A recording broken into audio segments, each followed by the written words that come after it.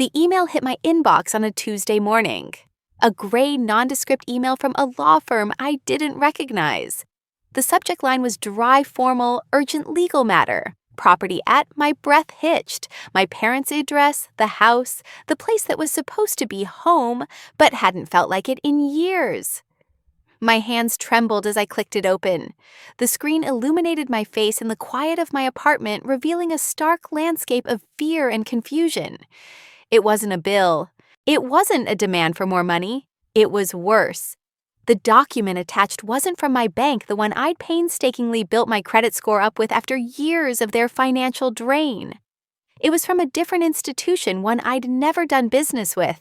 And it wasn't a friendly notice. It was a legal filing, a preliminary motion regarding a lien, a significant one, for a massive amount of money, attached to my parents' house. My eyes scanned the document, my heart pounding against my ribs like a trapped bird. Lien, property, significant debt, legal action. My gaze darted down, searching for a name. Their names, Mom and Dad's Liam's. And then I saw it. In a section detailing parties involved, my name, Sophia Garcia, listed in a way that implicated me, linking me to this lien, this massive, terrifying debt tied to that house. The air left my lungs in a ragged gasp. My name, on a document about a massive debt on their house, a debt I knew nothing about. It wasn't just a few lines of text on a screen. It was a punch to the gut, a betrayal so profound it made my head spin. My name, that amount of money, that familiar address, everything swam before my eyes. The quiet of my apartment felt deafening, a terrifying contrast to the storm raging inside me. The first feeling wasn't fear, not exactly. It was a cold, paralyzing shock that quickly morphed into suffocating betrayal. They had gone too far. This wasn't just little lies or casual ingratitude anymore. This was a deliberate act of sabotage, an attempt to tie me to their escalating financial chaos, to potentially saddle me with a debt I didn't owe that I couldn't possibly pay. In that moment, looking at the screen, the last fragile thread of connection I felt to them snapped. The pain was immense, a gaping wound in my chest. But beneath the pain, a cold, hard anger began to burn. It wasn't a hot, explosive rage. It was quiet, focused, and utterly ruthless. Enough! I wouldn't let them get away with this. Not one more cent, not one more lie, not one more manipulation. They had taken my money, my time, my energy. They had dismissed my contributions and belittled my achievements. And now they were trying to steal my financial future, my identity, to save themselves from something. That fire ignited. It wasn't about reclaiming my place in the family. The family was gone. This was about justice, about survival, about making them face the consequences of their actions. Consequences they thought they could always shift onto me. I didn't know exactly what I would do, but I knew I wouldn't break. Not this time. I would fight back. To understand why they did this, I said aloud to the empty room, my voice rough, and why I decided to fight back, we have to go back, a long, long way back. Growing up, I wasn't the favorite. That role was reserved exclusively for my younger brother Liam. He was the charming one, the one who could talk his way out of anything, the one whose potential was constantly lauded. Even when actual results were lacking, I was the responsible one, the one who got things done, the one who understood. Sophia, be a good sister. Just let Liam have it. Sophia, your brother is having a tough time. Just agree with him. Okay, Sophia, you're older. You need to set an example. Sophia, you're so smart. You need to understand why you always have to give in. It wasn't just about toys or arguments. It was about expectations. Liam created chaos. I cleaned it up. Liam got praise for trying. I got silence for succeeding or criticism for not trying hard enough for them. My parents enabled him completely blind to his flaws, or perhaps seeing them, but believing they could be fixed with enough love, attention, and resources they often seemed to expect me to provide. My role was the reliable support system, the silent provider. My worth seemed to be measured by my usefulness to the family unit. particularly in bolstering Liam or cushioning my parents from the consequences of their own or Liam's poor choices. Even from a young age, I felt the weight of obligation. My first job working weekends and summers, my earnings weren't truly mine. They were family money pooled into an account I barely had access to, used for unexpected bills that seemed to crop up with alarming frequency, often somehow related to Liam. My small college savings disappeared entirely this way. College itself was a balancing act. I worked multiple part-time jobs, took out student loans, and finished as quickly as possible, driven by a desperate need for independence. While Liam floated through various programs, never quite finishing anything, always needing financial help from mom and dad, who in turn often hinted heavily that my financial contributions would be so helpful to them right now. I remember funneling significant portions of my early salary money I needed for my own rent and expenses back home. It started with small amounts to help with utilities, then escalated to covering car repairs or chipping in for groceries because money was tight. They never explicitly demanded, not at first. It was subtler. "Oh, if only we had a little extra right now," or "We don't know how we'll manage this bill." The implication was clear. As the responsible one, the one with a steady job, it was my duty. My reward for this constant giving wasn't gratitude. It was a low hum of casual dismissal and expectation. If I mentioned saving for something of my own, it was met with a sigh. "Oh, Sophia, always thinking about yourself. Family needs come first." If I tried to offer financial advice, Dad would wave it off. "You don't understand, Sophia. We've managed things for years. We gave you everything growing up." The narrative was always that they had sacrificed for me, therefore I owed them perpetually. This went on for years. I was the one they called for every problem. The leaky faucet. Call Sophia. The internet bill is too high. Sophia, can you look at it? My computer isn't working. Sophia, Liam needs a ride, a quick loan, someone to talk his way out of a parking ticket. Sophia, can you handle this? I was the family fixer, the silent provider, the emotional dumping ground. And the cost was my own energy, my own financial stability, and my own sense of self-worth. The incident that truly changed things, the one that planted the bitter seed of self-preservation, happened about 5 years ago. I had been working incredibly hard, saving every spare penny again. My dream was finally within reach. A down payment on a small condo. Nothing fancy, but it would be mine. A space that was truly my own, built on my own efforts. I had managed to scrape together a significant amount, let's say $70,000. It felt like a fortune, the culmination of years of sacrifice and discipline. Then the call came. Mom. Her voice was frantic, laced with panic. Liam had a medical emergency. Something serious, unexpected, and requiring immediate expensive treatment that wasn't fully covered by insurance. They were devastated, scared, and couldn't possibly cover the costs on their own. Sophia, she sobbed into the phone. "It's serious this time. We need $20,000, just to get through this. Your brother is in so much pain. We wouldn't ask unless it was life or death." Dad got on the line, his voice tight with worry. "It's true, Sophia.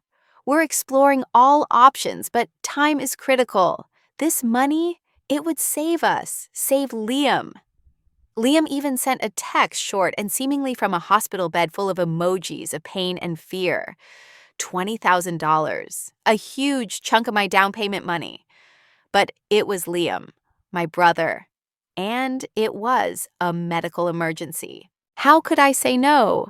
Despite all the past hurts, the idea of him suffering, of my parents being so distressed, felt unbearable. I told myself, family helps family. This is what that money was for in the end, to be there for them. I transferred the $20,000 immediately, even taking out a small short-term loan from a friend to cover some unexpected bills of my own, since my savings were now short. The relief in their voices was palpable. They thanked me, profusely promised to make it up to me somehow. I felt drained, but good in a way, like I had done the right thing. A few days later, scrolling mindlessly through social media, I saw Mom's Facebook post. A picture. Her smiling brightly, holding up a ridiculously expensive designer handbag in a fancy boutique. The caption read something like, "Retail therapy needed after a stressful week. So in love with my new brand name." My blood ran cold. A wave of nausea washed over me.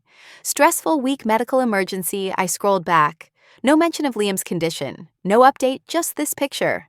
I clicked on other recent photos. Pictures of them eating out, smiling, looking perfectly fine. Liam posted a photo of himself playing video games, looking healthy. I called Mom, my voice tight. "Mom, about Liam's emergency, how is he? And I saw your Facebook photo." "The new handbag!" Her voice shifted instantly, losing the sweet, grateful tone. "Oh, that! Yes, well, Liam is much better now. The doctors were just being overly cautious." Her tone was dismissive. "And the handbag?" "Oh, darling, that's just a little something. You worry too much." Worry too much. My voice started to shake. "Mom, I sent you $20,000 for a medical emergency. I took a loan from a friend. And you spent money on a handbag." "Well," she said, her voice hardening slightly, "the money you sent did help, darling. It helped us manage things. We had other bills too. Things are tight. That $20,000, it just helped us balance the books, so to speak. And a woman deserves something nice now and then, doesn't she? You wouldn't understand. You're so focused on money." "Balance the books. You said it was life or death." Dad got on the phone then, his voice steely, just like it was when he was laying down the law. "Sophia, don't question your mother. That money helped us out of a jam. A lot of jams over the years. You just wouldn't understand the pressures we're under." My chest tightened. That familiar vice-like grip of being dismissed, being told I didn't understand even when they were clearly, blatantly lying. It wasn't just the money. It was the casual lie, the absolute lack of respect, the assumption that I was a bottomless well of resources, and they could make up any story they wanted to draw from it. A medical emergency for a handbag. That incident was the seed, a bitter, hard seed planted deep within me. In that moment, sitting in my small apartment, the cold truth finally settled. They didn't see me. They didn't appreciate me. They only saw what I could give them, and they would lie, manipulate, and betray me to get it. My inner voice, usually quiet and eager to please, whispered, "Protect yourself." It was shortly after this that they needed help with a mortgage refinance. The interest rates were good, they said. Lower payments. But the paperwork was dense, jargon-filled. They were overwhelmed. "Sophia," they asked predictably, "you're good with this stuff. Can you look it over? Maybe come with us to the lawyer's office. Just make sure we're not getting ripped off." I hesitated. Every fiber of my being screamed, "No, run." But the years of conditioning were hard to shake. And that little voice, the one that had said, "Protect yourself," offered a different possibility. I agreed. But this time I didn't just blindly help. I took the documents, claiming I needed to review them carefully. I didn't take them to my parents' lawyer. I discreetly consulted Mr. Evans, the lawyer recommended by a colleague, quiet, sharp, specialized in property law. I explained my history, my suspicions, the pattern of financial exploitation. I told him about the $70,000 I had given over the years, the $20,000 medical emergency lie. I told him I agreed to help with the refinance paperwork, but only because I needed a way to protect myself from their continued financial recklessness and their tendency to use me. Mr. Evans listened, his expression neutral, but his eyes sharp. He reviewed the refinance documents. We discussed options, and together we devised a plan. We drafted a specific, legally binding clause. It wasn't complicated, just dense with legal language. It stipulated that if my parents, as the registered owners at the time, ever attempted to sell, transfer ownership of the property, or secure a new loan mortgage against the property without my express written consent, the full legal ownership of the house would automatically revert to me After a set number of days following their attempt, we chose 10 days. This clause was embedded within the complex refinance agreement registered legally on the deed. It was a safety net, a desperate measure born from that deep betrayal, the realization that they would use me and discard me. I hoped naively, perhaps, that this clause would sit dormant forever, that they would never be foolish or desperate enough to trigger it. When we went to the lawyer's office to sign the refinance papers, I watched them. Mom and Dad bored by the legal jargon, signing blindly, eager for the lower monthly payment. They didn't read the full document. Why would they? Sophia was there. Sophia would handle it. Sophia would make sure everything was okay. I signed too, a knot of dread and dark satisfaction twisting in my stomach. I hoped they would change. I really did. But they didn't. Instead, as my career took off and my financial independence grew, their entitlement only increased. My success wasn't seen as my achievement. It was seen as their resource pool. My app launched and became wildly successful, bringing in significant income and investment offers. Their reaction wasn't pride in me. It was pride for themselves. At family gatherings, Dad would puff out his chest. My guidance, that's what made Sophia the woman she is today. We provided the stable home, the values she needed to succeed.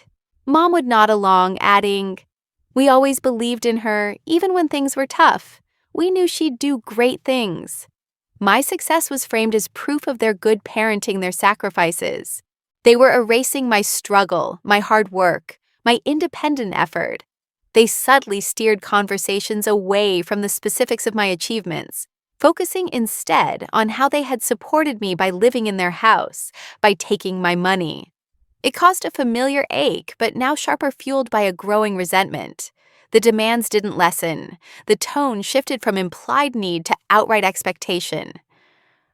Sophia, darling, Liam needs a new car for his, business development. A good one.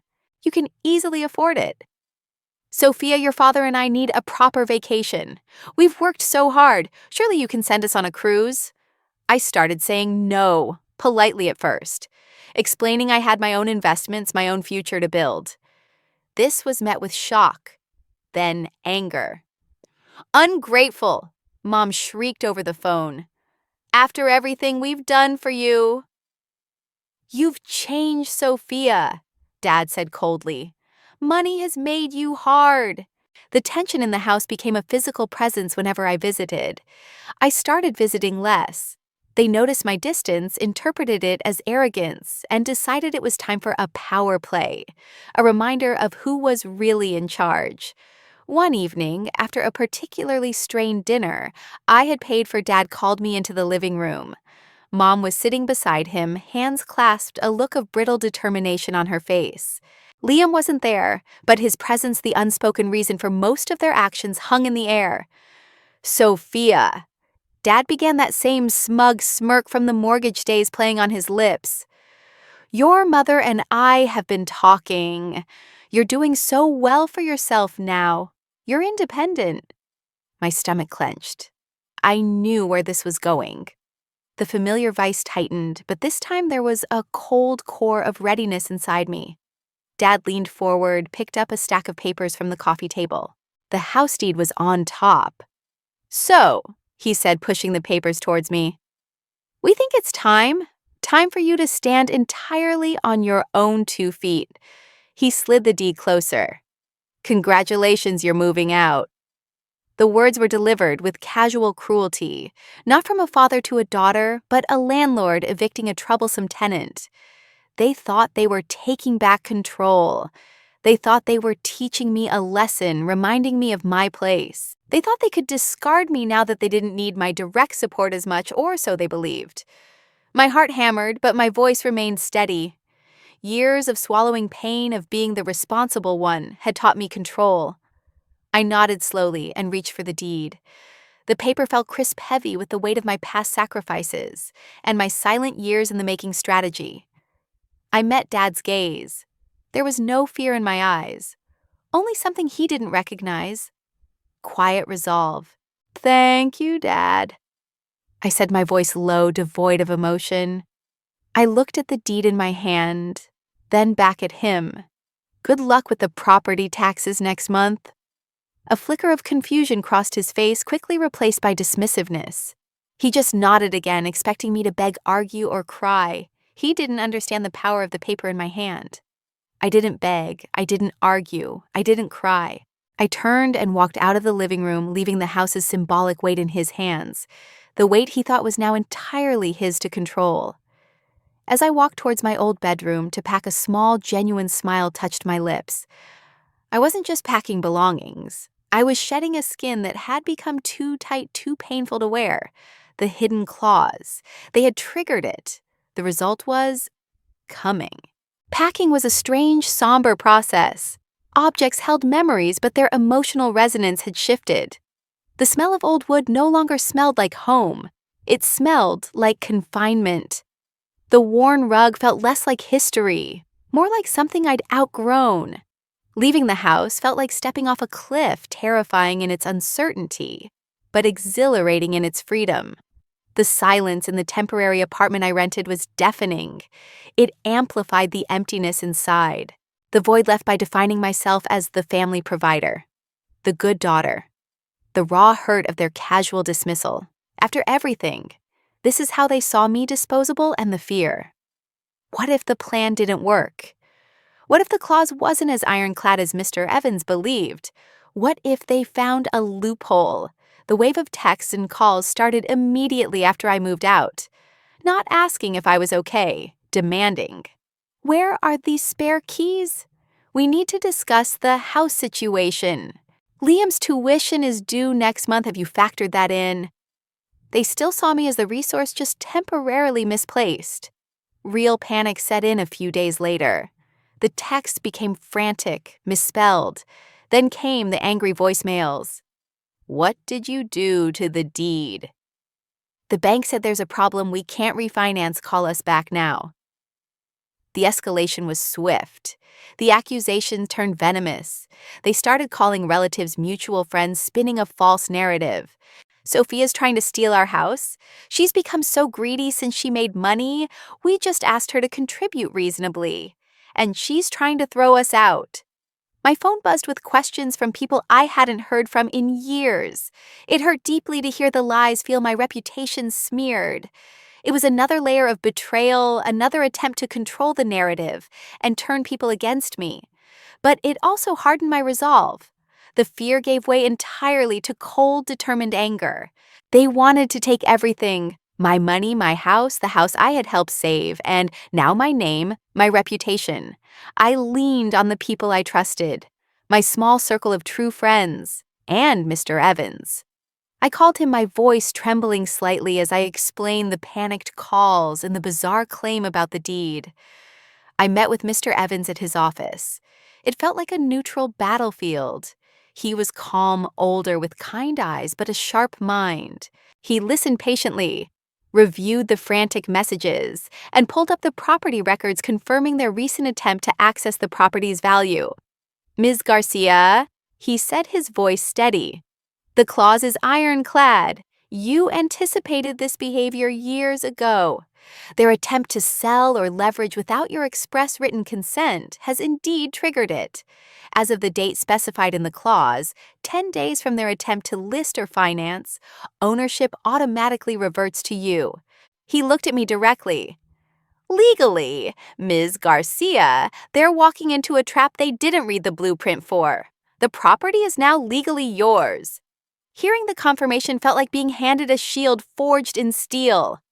I wasn't crazy. My actions born from pain and desperation years ago were legally sound self-preservation. A formal meeting was requested by them through their lawyer.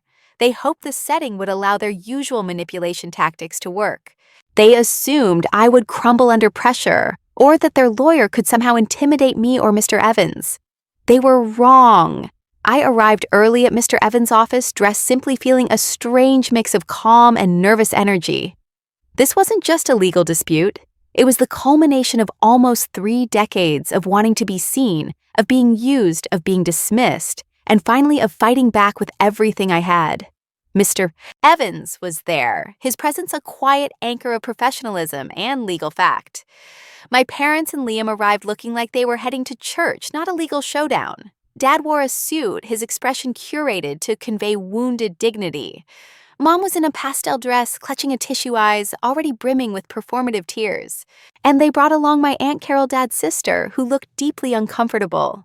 Probably hoping her presence would make me hesitate, appeal to some sense of family loyalty they had long since destroyed. The air in the room was thick, silent. We sat opposite each other across a large conference table. The silence stretched heavy with unspoken accusations and anticipated conflict. Dad cleared his throat, starting the performance. "Sophia!" He began, his voice dripping with fake sorrow. "We are so heartbroken you've done this. This was our family home, everything we worked for." He launched into their narrative, their sacrifices, my supposed ingratitude, this shocking betrayal of me trying to steal the house. Mom dabbed at her eyes, quiet, sniffless on cue. They recounted twisted versions of events, conveniently omitting my contributions, my sacrifices, their lies. Mom whispered, "We only ever wanted what was best for you." Her voice trembling slightly. The same line, their signature justification. I listened, my face neutral. I felt a dull ache, a ghost of the sharp pain of old hurts, but it didn't cripple me this time. Their words were just noise now. They had no power over me. When they finished, Mr. Evans nodded politely, then looked at me. It was my turn. "Mom, Dad, Liam." I began, my voice steady, calm. "I didn't do this to hurt you. I did this to protect myself. Because after years of giving, of sacrificing, of watching you take credit and dismiss my contributions, I learned I couldn't rely on you to treat me fairly. Especially not after the medical emergency that turned into a luxury handbag or all the other times you used me." I paused, letting the words sink in. "And especially not now." I looked at Mr. Evans. "Mr. Evans, could you please present the evidence?" Mr. Evans opened his briefcase, took out stacks of printed emails and documents, placing them on the table, sliding copies across to them and Aunt Carol. "These," Mr. Evans stated calmly, "are email communications between Ms. Garcia's parents and a real estate agent dated 2 days after they required Ms. Garcia to vacate the property. They detail the immediate listing of the property, requesting a rapid sale due to urgent financial needs." My parents visibly stiffened. They hadn't expected this. Mr. Evans continued, his voice purely factual. "Further documentation includes a loan application denying them funds, citing existing significant debt that Ms. Garcia was apparently unaware of, and correspondence discussing using the entire proceeds from the swift sale of this house to cover their existing financial shortfalls and move into a smaller, less expensive rental property." The air went still. This wasn't just proof they were selling. It was irrefutable proof of their immediate intent after kicking me out, their hidden financial desperation, and their plan to take the full value of the house I had largely paid off, leaving me with nothing but the smear campaign they had already started. It wasn't a matter of convenience. It was a calculated maneuver to cash out and leave me high and dry. Dad's face turned a mottled red. Mom gasped, dropping her tissue. Those are private," she stammered. Dad sputtered, reaching across the table as if to grab the papers. Mr. Evans calmly placed his hand over them. The evidence wasn't just confirmation of past behavior. It was irrefutable proof of their current, immediate, and selfish plan triggered the moment they thought they had absolute control of the house. "And then," I continued, looking directly at Liam, "our investigation into the reason for these urgent financial needs uncovered something else. It wasn't a sudden emergency, was it? It was the consequence of something much older. A settlement from that lawsuit years ago. Liam, the one Mom and Dad paid off with my $70,000 and then used my name to borrow against again. It turns out that only covered part of it. There was a second part, a judgment they hoped would expire, or they could negotiate a way tied to those questionable business activities you were involved in. That judgment is now active, demanding payment, and it's big enough to wipe them out." I looked back at Mom and Dad. You needed money to escape the consequences of Liam's past, and your solution was to kick me out, steal the house I helped pay for, and hope I never found out how deep the hole went, or that you used my identity to dig it deeper years ago. Their faces were a picture of dawning horror and disbelief. They had assumed I was just a financial problem.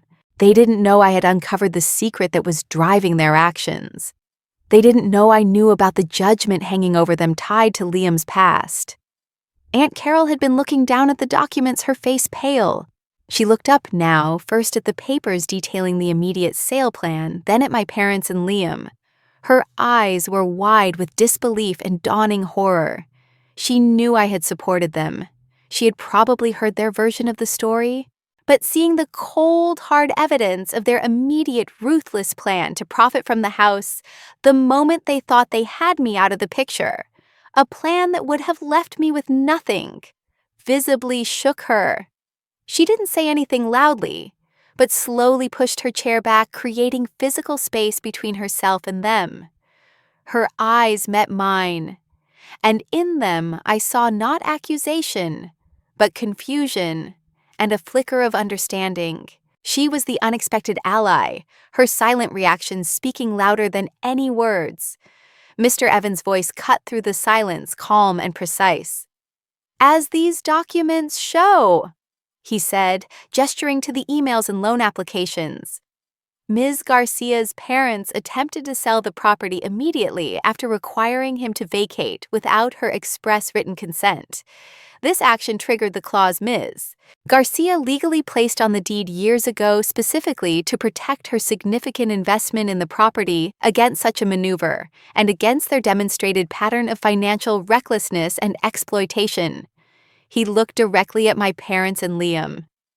"As of today, date of meeting, the 10th day following your attempt to list the property and seek new financing based on its value, legal ownership of this house at address automatically reverts entirely to Ms. Sofia Garcia.